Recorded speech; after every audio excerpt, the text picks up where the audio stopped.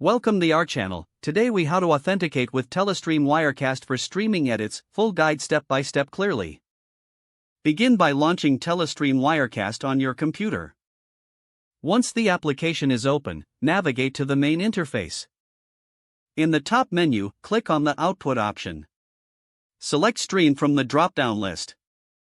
A new window will appear, prompting you to set up your streaming configuration. Click on the Settings button within this window. Next, locate the Destination section in the Settings window. Choose your desired streaming platform from the list provided. If your platform requires authentication, click on the Authenticate button. Enter your account credentials as prompted by the authentication window. This may include your username, password, and any necessary API keys or tokens. After inputting your credentials, click on Authenticate to proceed. Wirecast will verify your information and confirm your authentication status. Once authenticated, you will be redirected back to the streaming configuration window.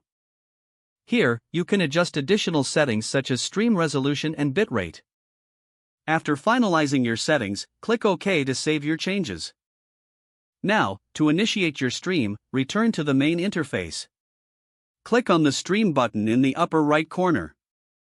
Your stream will now begin, and you can monitor its status in the lower section of the interface.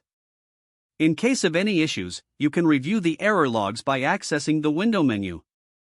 This will help you troubleshoot any authentication or streaming problems.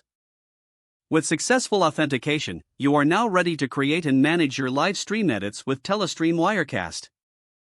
If the page does not load, refresh the browser or try again in a private or incognito window.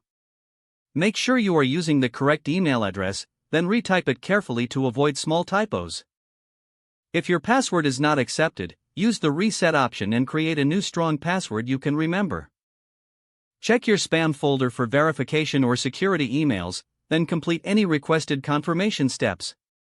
Enable two-factor authentication if available to improve account security and reduce unauthorized access risk.